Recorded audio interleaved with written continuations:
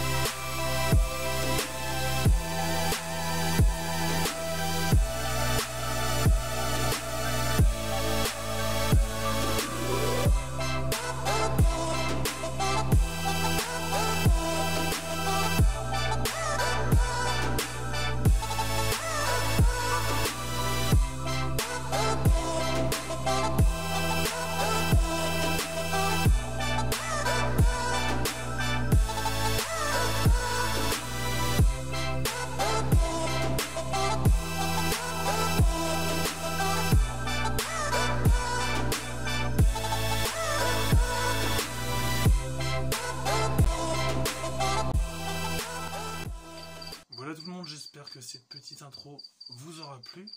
Maintenant je vais présenter le paludarium d'un peu plus près, sa microfaune, car oui, depuis peu c'est un paludarium bioactif. Donc voilà le paludarium, donc ça fait un an qu'il est en eau, et comme vous pouvez le constater, ça a vraiment bien poussé. Donc on voit le pumila qui est vraiment, qui a atteint vraiment une super taille et tout, qui est vraiment superbe. Là, nouveau, j'ai un Minuta.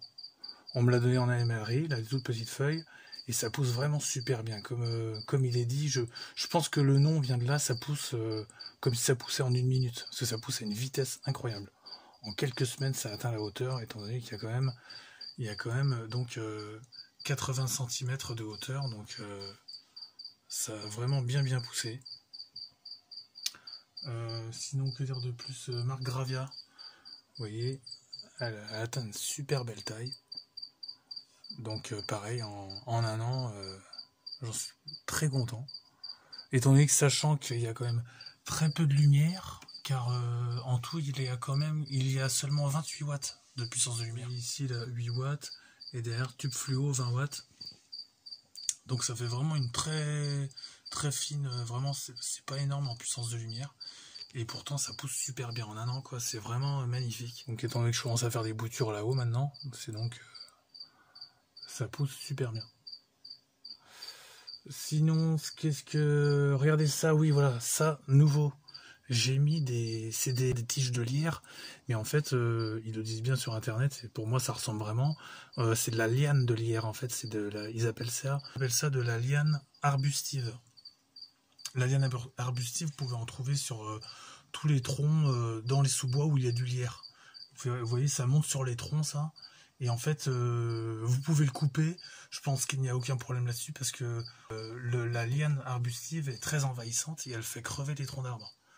Donc même les jeunes arbres étouffent sous ces lianes-là. Donc il est même bénéfique pour l'arbre de les enlever, ces lianes-là. Et moi, je les ai récupérés. Alors, on m'a dit pas de lierre dans les paludariums et terrariums, car en fait, c'est plutôt ceux qui ont des pogonas, les reptiles là, de terrarium sec. En fait, les pogonas mettent tout à leur bouche, mettent tout à leur gueule. Ils mangent tout. Donc, le lierre les empoisonne. Parce que le lierre est nocif pour les animaux et tout. Surtout les genres de baies de lierre. Et en fait, donc le lierre est vivement déconseillé dans tout ce qui est terrariophilie quand on met des reptiles. Ici, c'est un paludarium donc de plantes. Donc moi, il n'y a pas de souci là-dessus. Et surtout, ce que j'ai fait en plus, au cas où, par précaution, je l'ai quand même fait sécher. Donc je l'ai fait sécher, je l'ai laissé une semaine ou deux à l'air libre chez moi. Et en fait, ça, bah voilà, vous voyez, il a crevé. Donc ça rend super bien, quoi. Ça évite quand même d'acheter dans les commerces. Bah moi, je suis pas trop pour dépenser des fortunes dans les commerces. Moi, comme je l'ai mis dans les descriptions, surtout dans la première vidéo que j'avais fait sur le paludarium, c'est donc un paludarium que j'ai fait avant tout de récupération. Parce qu'en fait, de base, donc c'est un aquarium, vous voyez, 200 litres, là en verre, et là, c'est du plexiglas. C'est un rajout en plexiglas. Donc, et le plexi, toutes les plaques de plexi, donc celles des deux côtés et celles du fond, je les ai récupérées dans la rue. C'est vraiment de la pure récup. L'aquarium, on me l'a donné. Donc là aussi, c'est de la récup d'un côté. On me l'a donné. Donc avec le couvercle. Donc le système ballast néon ne fonctionnait plus. J'ai tout fait réparer. Et puis donc j'ai fait mes installations par moi-même. Pareil pour les ventilateurs de PC. J'ai fait un petit montage pour isoler tout ça de l'humidité. J'ai mis de la colle chaude, de la colle thermique. Vous voyez, pour les ventilateurs de PC. Et donc ça fonctionne super bien. Ça fait 1 an qu'ils sont dedans, il n'y a pas eu de courjus ni rien, il n'y a pas eu de soucis de ce côté-là avec l'humidité. Donc vous voyez, c'est quand même c'est plutôt satisfaisant, puis surtout c'est facile à faire. Et vous voyez, les ventilateurs sont pas de la même taille, je les ai même pas achetés dans le commerce.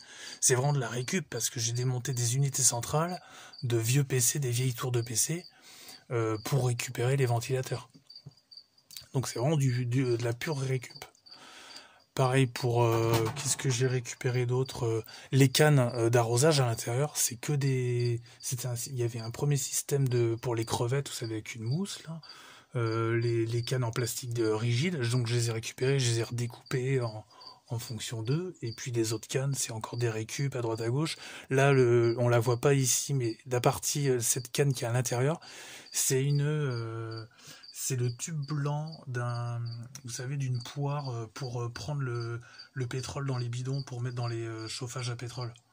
Donc j'ai récupéré sa canne blanche qui vient du pétrole, et puis je l'ai bien rincé, forcément, bien lavé, et puis je l'ai percé et je l'ai mise là-haut. Donc sous le feutre. Donc là on la voit pas, elle est sous les plantes. Et donc voilà, il y a beaucoup de récupération dedans. J'ai vraiment fait comme j'ai pu en récup. Il y a bien sûr quelques trucs que j'ai dû acheter, comme le ioniseur pour la brume, ça je l'ai acheté, je n'ai pas eu le choix. Pareil pour la pompe, pour le système d'arrosage, j'ai pas eu le choix, j'ai dû l'acheter. Donc j'ai acheté en jardinerie, hein, la pompe, en animalerie, la pompe c'est une pompe qui a un débit de... alors là, en hauteur intérieure, j'ai à peu près 90 cm pour de la pompe jusqu'en haut des cannes. Et c'est une pompe qui envoie jusqu'à 130 ou 140 cm. Donc il faut toujours la prendre un peu plus puissante pour faut pas. Si vous avez une hauteur de 90, ne prenez pas une pompe qui envoie juste un jet à 90 cm. Il faut prendre une pompe qui envoie à 120, 130 pour justement, comme là, vous voyez, en fin de compte, c'était pas prévu à la base. J'ai mis donc la pompe là. À la base, je voulais juste faire un fond en fait seulement un mur végétal juste de fond, donc juste une canne qui serait passée comme ça et qui passait en haut. Et puis c'est tout. Donc je me suis dit, bon, bah, une petite pompe, au début, ça suffit très bien, ça allait très bien. Et en fin de compte, je me suis dit, non, je vais faire les côtés parce que c'est un rajout plexiglas. Il y avait beaucoup de silicone, j'ai un peu barbouillé parce que, bon, bah, je me débrouille bien en bricolage, mais par contre, niveau finition, je suis pas un expert là-dessus. Hein. Les joints, les silicones et tout, vous voyez, c'est pas ce qu'il y a de plus propre. Je vous le montre quand même parce que j'ai rien à cacher, je m'en fiche, mais vous voyez, par exemple, le joint là, c'est un gros pâté de silicone, hein. C'est un peu dégueu. Mais bon, et donc voilà, donc j'ai préféré camoufler les côtés, puis en fin de compte, je trouvais ça sympa. Comme en plus de ça, il n'est pas très large, il n'y a pas trop de profondeur, ben, je me suis dit, ça rajoute des plantes.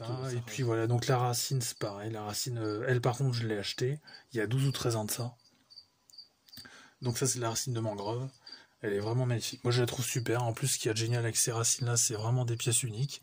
On peut pas en avoir deux pareilles dans le commerce. Donc ça, c'est vraiment top. C'est vraiment ça rajoute la touche voilà, de déco. Et puis avec ça, donc j'ai aussi collé, vous voyez, dans le feutre. Alors normalement, ça devait être plus droit comme ça, mais en fin de compte, avec le poids des plantes, ça s'est affaissé. J'ai essayé de ramener en hauteur plusieurs fois, mais ça voulait pas tenir. Donc ça, c'est des petites racines. C'est de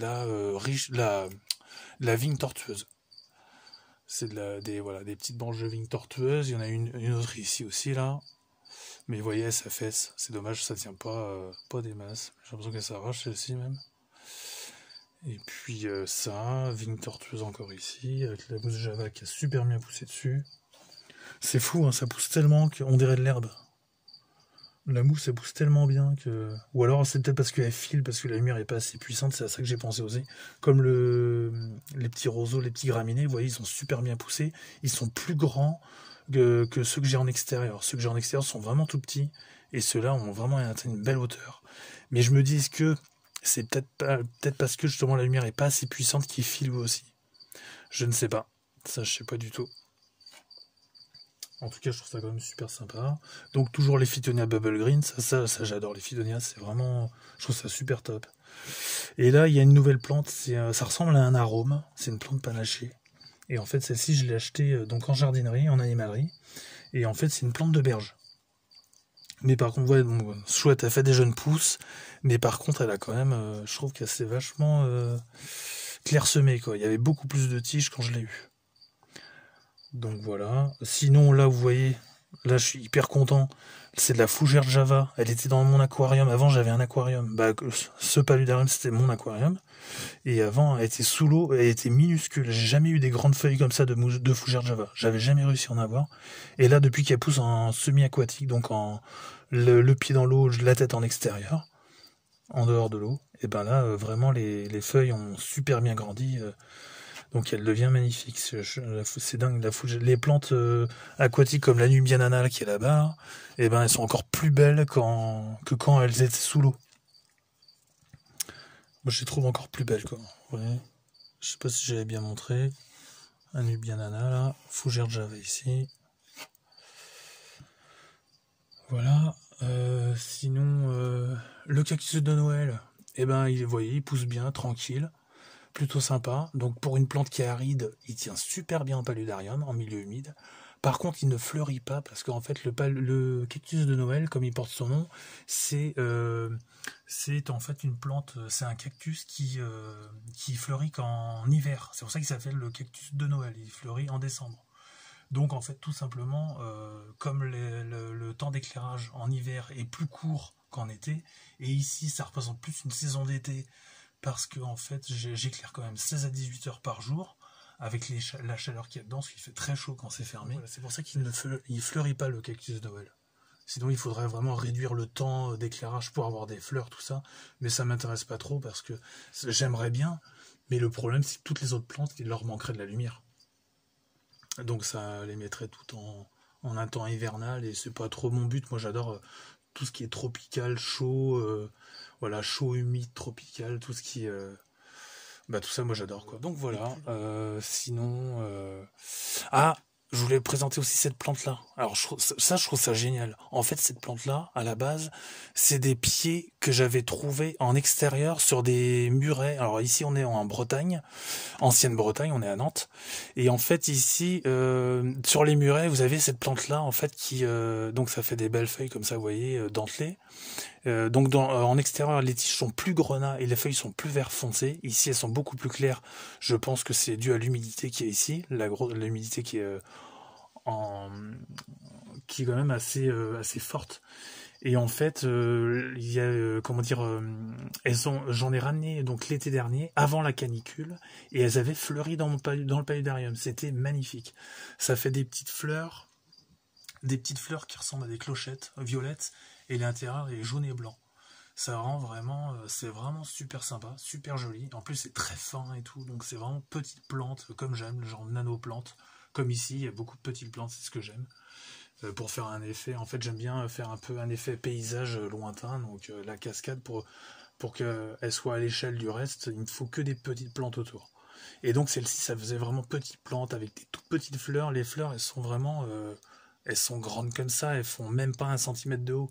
Elles sont vraiment super belles. Compte avec la canicule, donc c'était en juin 2019, avec la canicule, elles ont entièrement grillé. Tout avait entièrement grillé, je les avais accrochées là sur le feutre, et elles avaient toutes grillé. Parce que c'était vraiment monté sacrément haut en température. Je crois que j'avais dépassé les 40 degrés. Donc c'était vraiment super haut. Le reste a tenu, le Pumila, vous voyez, aucun problème, au contraire, lui il poussait encore mieux. Le Sagittata, c'est pareil, il poussait super bien. Lui, la chaleur, aucun problème, mais cette plante-là a vraiment entièrement claqué. De toute façon, c'était à la base des plantes qui étaient en extérieur, donc elles n'étaient pas habituées à d'aussi grosse chaleur dans un endroit si confiné et tout. C'était aussi pour ça qu'elles sont mortes. Et donc, comme ça s'est fait tout seul. Cette plante-là, donc qui est de la même espèce, cette plante-là est apparue en décembre 2019, donc l'hiver qui a suivi. Mais après, je ne sais pas du tout comment la mettre, parce que dès que ça pousse, elle est tellement longue, en fait, je l'ai entourée plusieurs fois. Un peu comme celle-ci, là, la chaîne des cœurs, c'est un peu pareil. Ça fait, j'ai vu sur internet, ça peut atteindre une longueur de 2 mètres, la liane. Donc je l'ai entourée plusieurs fois sur le morceau, sur la partie, sur la petite vigne là. Et cette plante c'est pareil. Je ne sais pas du tout donc comment la cultiver, donc je laisse comme ça pour l'instant. À voir avec la suite. Sinon en nouveau, vous voyez là il y a des Phytonia blanches, Phytonia rouges. Alors je dis Phytonia rouge, Phytonia blanche parce que j'ai pas les noms en latin, hein, je ne sais pas du tout. Et elles sont magnifiques, elles se plaisent vraiment ici parce que bon, ça aime pas trop la lumière, donc c'est parfait vu que c'est un éclairage faible ici. Et ça adore l'humidité, donc vous voyez, donc ça pousse super bien. Les bubble green aussi ici là, elles sont vraiment devenues magnifiques, elles sont bien rebondies, elles sont très belles. Voilà, là ici on a la bromélia panachée, donc c'était le rejet. Donc sur la première vidéo, il y avait un rejet rose et ça c'est le rejet. Le pied mère a crevé et là ça c'est le rejet. Et vous voyez, je l'ai éloigné de la lumière et maintenant il se plaît parfaitement. Il est magnifique. Il a sa belle couleur panachée, il a repris sa couleur d'origine. Donc ça c'est génial là-dessus. Il était là-haut à la base. Ah d'ailleurs, ici l'aloe vera, j'ai mis ça, c'est une nouvelle espèce. Donc j'ai mis l'aloe vera. Et finalement, vous voyez, normalement c'est une plante aride, et ben il se plaît énormément quoi. C'est comme le cactus de Noël, c'est pareil. Chez moi, il était tout couleur vert clair, tout palo. Je perdais tous les pieds, tout était en train de crever, il ramollissait. Et depuis qu'ils sont ici, maintenant ils sont devenus bien durs. Il y a les taches blanchâtres qui ont apparu, donc vraiment comme l'aloe vera qu'on trouve un peu partout en jardinerie. Et donc voilà, il donne de plus en plus de jeunes pousses. Alors je sais plus, j'en avais vu des jeunes pousses. Voilà, ça apparaît ici, vous voyez. Des jeunes aloe vera qui sortent dans le paludarium, qui sont vraiment à même la cascade, donc en pleine humidité. Donc ça c'est vraiment top. Ça c'est une petite plante donc qui est arrivée dernièrement. Donc ça c'est une bouture que ma mère a plusieurs plantes chez elle. Donc j'en ai piqué. Là c'est une bouture. Je l'ai mise dedans, elle est repartie à fond. Elle est magnifique. Seulement j'ai pas le nom, je connais pas l'espèce. Vous voyez, ça fait des petites, si vous connaissez, au cas où, c'est ce genre de petites feuilles grasses épaisses. Et ça fait des petites feuilles rainurées, comme ça, des petites rainures sur les feuilles. Les tiges sont rose grenat, donc voilà. Là ici on a de la Lysimachia, c'est une plante de bassin qui fleurit jaune au mois d'août. Je l'avais dans la première vidéo du paludarium. La Lysimachia qui est très envahissante, mais qui est vraiment top. Donc en fait je l'avais ici en grimpante, en la collant, en la faisant grimper, elle ne donnait rien du tout, elle faisait que de faner. Et en fin de compte, depuis que je l'ai mise, en fait, non, c'est pas moi qui l'ai mise, le pied s'est pris comme ça tout seul ici, elle a créé un nouveau pied ici, et depuis, donc il fait que de partir. Donc je le taille régulièrement, parce qu'en fait, quand il se met vraiment à bien pousser, il envahit tout. Et en fin de compte, elle est tellement envahissante, elle fait un épais buisson, et elle prend toute la lumière. Donc tout le reste en dessous est obligé de filer, là, le Pumila ici, que vous voyez, il se mettait à filer et tout, quand il y a la Lysimachia qui avait pris vraiment toute la taille, c'était magnifique, hein. Vraiment, c'était vraiment superbe. Pardon, vraiment très joli. Mais donc elle prenait trop de place. Donc régulièrement, je la taille. Et en fait, quand tous les pans de mur, comme vous voyez, là, il y a encore de l'espace qui n'a pas été pris par les plantes. Quand tout sera bien rempli de plantes, la lysimaca, je pourrai la laisser pousser à ce moment-là. Et quitte même à l'avenir rajouter une rampe LED ici, dans cet endroit-là, pour éclairer derrière la lysimaca. Comme ça, ça fera vraiment un effet super bien. On verra, ça fera un peu plusieurs dimensions de plantes. Voilà, ça sera vraiment comme dans une forêt, comme dans un petit bois. Lysimaca. Il y avait autre chose que je voulais vous parler aussi. Ah oui, il y a aussi des mousses sauvages. Alors ça arrive à beaucoup de monde hein, dans les terrariums, les paludariums. C'est des mousses qui arrivent avec dans l'air ambiant par les pollens. Quand vous ouvrez votre fenêtre chez vous, en fait ça rentre comme ça et ça a pris tout seul. Alors moi c'est des mousses, j'ai jamais mis de moss mixte, rien de tout ça. Jamais de commander une mousse par internet. Les seules mousses que j'ai mis, c'est la mousse de Java sur les racines. Ici, là, elle a pris toute seule d'ailleurs cette mousse de Java là, ça je trouve ça génial. Alors je pense que c'est par le courant, comme je l'avais découpé en fin petits morceaux au ciseau, l'autre mousse de Java, et ben en fait elle a dû passer dans le moteur, et en fait avec la cascade, comme elle arrose ici la cascade, en fait la mousse de Java qui est ici est arrivée donc par la cascade, voilà. Et en fait c'est implanté ici. Soit ça, soit aussi il y a des escargots d'eau ici. Et les escargots d'eau, généralement, vous voyez comme ici il y en a un, ils montent et en fait ils vont manger différents déchets qui resteraient sur la racine, je sais pas, des morceaux de plantes ou autre chose, ou dans l'eau, les grosses particules qui restent collées sur la racine, donc ils viennent régulièrement manger. Ils mangent aussi d'ailleurs, faut savoir, le bois, donc comme tout le monde sait, c'est une matière organique, c'est une matière végétale finalement. Donc en fait les escargots viennent aussi se nourrir, hein. On voit quand on gratte un peu à l'ongle, ça se barre, hein. Donc c'est facile pour eux de manger ça, quoi. Et en fin de compte, je pense que c'est dans leurs excréments. Ça a fait naître la mousse de Java ici. Je pense que je vois que ça, parce que moi j'en ai vraiment jamais mis ici.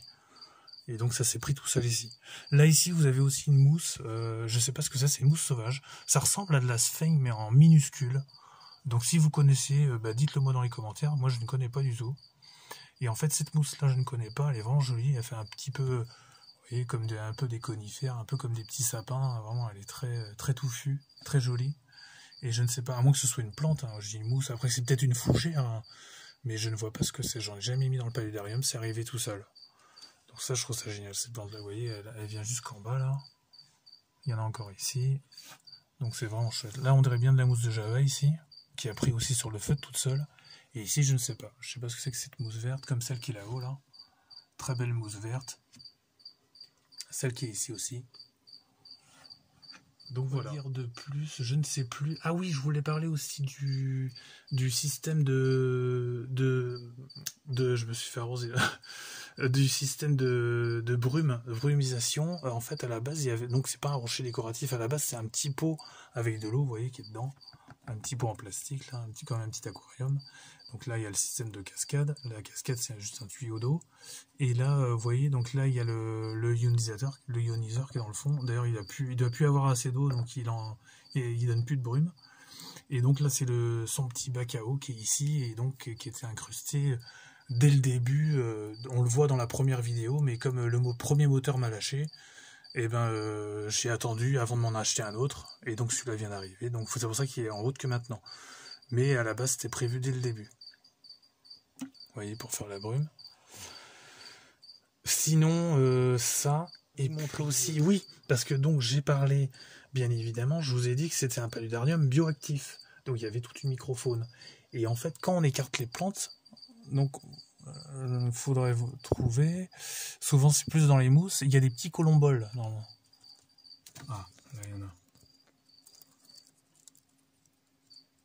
Je veux la plante là. Vous voyez ? Plusieurs petits colomboles là.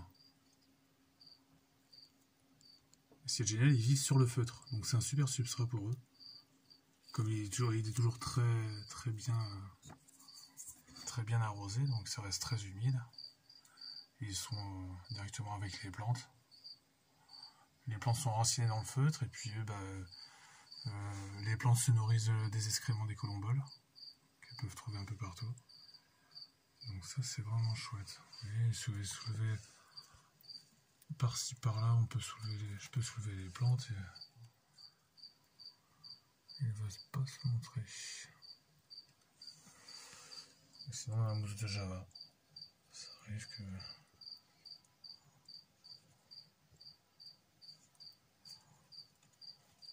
Comme souvent je mets des croquettes ici pour les nourrir dans le petit creux, vous voyez. Là il y a un peu de moisissure, c'est une croquette qui moisit. Et les colomboles, ce qui est génial, se nourrissent de la moisissure. Ils mangent, ils détruisent vraiment, là, ils mangent la moisissure. Donc ça c'est vraiment top. Toutes moisissures sont mangées par les colomboles.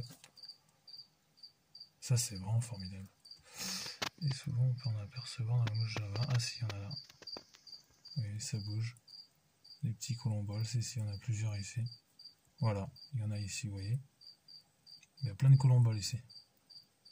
Toute la petite colonie se colomboles. Donc ça c'est des petits détritivores que j'ai achetés en animalerie et que j'ai mis dans le paludarium. J'ai aussi un autre terrarium forestier à côté, donc ils sont ils se plaisent beaucoup plus dans le terrarium forestier qui a du humus de forêt. Je le présenterai dans une prochaine vidéo. Et là dans le paludarium, ils vont un peu dans la berge, mais ils vivent surtout dans le feutre, entre les plantes. Donc vous voyez la mousse Java, je ne l'ai jamais, comme j'avais mis dans la première vidéo, je ne l'ai jamais collée avec du yaourt ou autre chose. Moi je l'ai juste posée comme ça, et elle a pris, elle a gonflé. Et vous voyez par moments c'est pour ça qu'il y a des endroits qui s'enlèvent, qui se décollent. De mousse, mais en fin de compte la mousse elle est vraiment juste posée quoi. Vous voyez, on peut l'enlever à la main, elle n'est pas du tout collée. Et elle pousse super bien. Quoi. Moi je préfère que de mettre du yaourt, il paraît qu'il y a une odeur assez forte, j'avais pas envie de tenter le truc. Là regardez aussi ce qui est sympa, c'est qu'il y a une petite fougère de Java qui a poussé toute seule ici, naturellement ici. Parce qu'en fait quand j'ai découpé au ciseau la mousse de Java, les fougères Java se reproduisent un peu pareil. En fait c'est vous coupez une feuille, vous la laissez dans l'eau comme ça, et elle va refaire des pieds, des jeunes pieds vont repartir des feuilles. La fougère Java, c'est comme ça qu'elle se reproduit. Et en fin de compte, j'ai dû couper un petit bout de feuille, un micro bout de feuille que j'avais pas vu, en mettant la mousse Java de la même façon. Et en fin de compte, donc voilà, avec le temps, ça a poussé. Donc là, il y a une petite fougère de Java qui pousse sur la racine, dans la mousse. Donc c'est très joli. J'ai hâte de voir plus tard si elle survit, quelle taille elle va atteindre sur la racine, c'est chouette. Je parlerai aussi de la partie aquarium qui est un poubellarium. En fait, je ne change jamais l'eau. C'est 3/4 d'eau de pluie et 1/4 à peu près d'eau du robinet. En fait, c'est pour juste, je mets l'eau du robinet, vous voyez donc, montrer. Je mets donc de l'eau du robinet juste pour rajouter, pour faire les niveaux d'eau quand il y a de la perte d'eau. Et encore dans le paludarium, il n'y a pas beaucoup de perte parce que j'ai bien isolé partout. J'ai mis beaucoup de silicone, c'est pas hermétique, mais c'est quand même bien, c'est bien fermé, c'est bien comme il faut.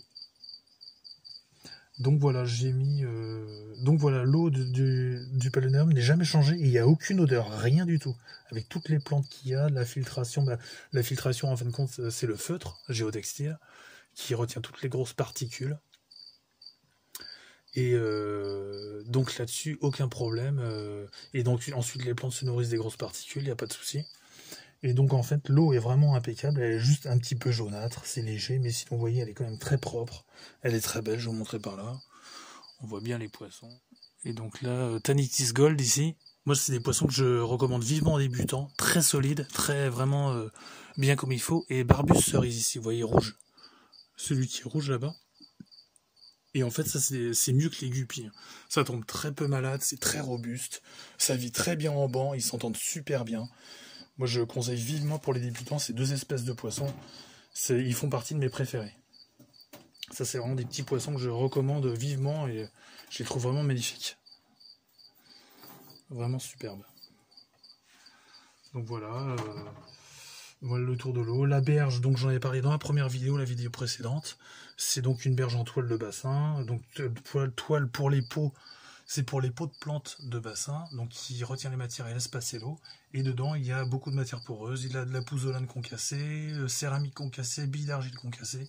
C'était donc tout ce qu'il y avait dans l'ancien substrat d'aquarium que j'avais mis dans une précédente vidéo. Et en fait, que j'avais fait maison, j'avais tout fait moi-même. Et en fait, tout ce qui était poreux dans le substrat d'aquarium, j'ai tout viré pour mettre dans la berge. Et j'ai gardé que le sable de Loire que j'ai laissé dans le paludarium pour amener de la lumière. Et ça suffisait parce que maintenant, bon, la berge, ça fait un filtre géant biologique. Et en fait, avec la cascade, en plus la cascade quand elle tombe dans l'eau, vous avez dû le voir, quand elle tombe, ça oxygène bien l'eau, il y a énormément d'oxygène. Et donc, c'est même oxygène qui qui oxygène aussi donc forcément les bactéries dans le côté biologique, dans la grosse berge. Donc voilà, c'est pour ça qu'il est assez complet ce paludarium. Je l'ai travaillé pas mal dessus pendant un an. Je l'ai amélioré au plus possible. Petit phénomène qui se fait tout seul, c'est l'effet de marée. En fait, vous voyez là, la partie bassin est pleine et à son maximum. Donc elle arrive à hauteur de berge. Et dans la vidéo d'intro, je ne sais pas si vous avez fait attention, on voit une différence sur la vitre, on voit toute une rangée de petites plantes collées sur la vitre à un moment donné, quand j'arrive comme ça en tombant. Et en fait, c'est parce que c'est la différence qui manque d'eau. Et en fait, quand le système d'eau est en route, ça fait baisser donc le niveau du bassin, forcément, parce que l'eau qui part dans les tuyaux et qui est dans le feutre aussi, et donc elle est retirée du bassin, donc ça fait baisser le niveau. Et ce système de marée est super bien, donc voilà, tous les matins l'eau descend et tous les soirs elle remonte quand j'éteins tout le système. Et ce système de marée est apparemment génial pour oxygéner les racines des plantes de berge. Donc les plantes dans la berge, leurs racines sont oxygénées de cette manière. Ça fait une petite marée, donc c'est vraiment il est vraiment complet ce paludarium. Et ça s'est fait tout seul sans que j'y pense forcément. Et les poissons, je leur donne jamais de nourriture vivante. En fait, ils mangent tout simplement les colomboles qui tombent dans l'eau. Ils tombent régulièrement dans l'eau dès qu'en fait, la nuit, j'éteins tout. Et dès que le matin, j'allume la cascade, les colomboles qui se trouvent dans le chemin de la cascade sur les racines en bas, tombent dans le bassin et se font dévorer par les poissons. Donc tous les jours, ils ont de la nourriture vivante qui arrive, toute fraîche comme ça, impeccable. Et en fait, moi, je leur donne seulement des granulés une fois tous les 3 jours, pour éviter qu'ils soient non plus trop épais, pour qu'ils gardent quand même une belle ligne. Donc je leur donne des granulés aux poissons qu'une fois tous les 3 jours, et entre deux ils ont des colomboles, il y a aussi des moucherons qui viennent, des drosophiles, ça arrive de plus en plus avec les beaux jours qui arrivent. Donc voilà, ils sont super ici, c'est un peu comme dans la nature, c'est génial. Moi c'est tout ce que je voulais. Bon bah voilà tout le monde, si vous avez aimé cette vidéo, n'hésitez pas à liker, le pouce bleu pour m'encourager si vous voulez voir de prochaines vidéos, à partager et puis surtout à vous abonner pour activer la petite cloche aussi pour voir mes prochaines vidéos qui sortiront.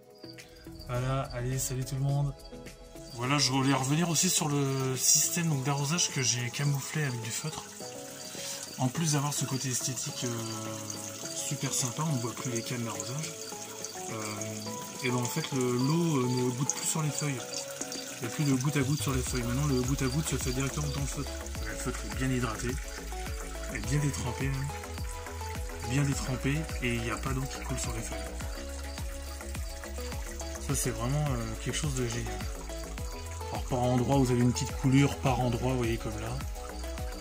Il suffit qu'il y ait un léger petit trou dans le feutre et puis l'eau arrive à passer, mais sinon pour le reste aucune couleur sur les feuilles, rien du tout. En fait c'est juste leur substrat, en fait leur feutre qui est imbibé d'eau. Donc ça les hydrate sans éclabousser de l'eau partout sur les vitres et tout. Ça c'est vraiment top.